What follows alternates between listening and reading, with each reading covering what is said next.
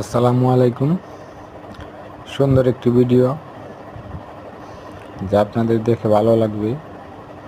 এটা হলো বাউল মির্জাপুর রোয়ারপল্লী মাঠ।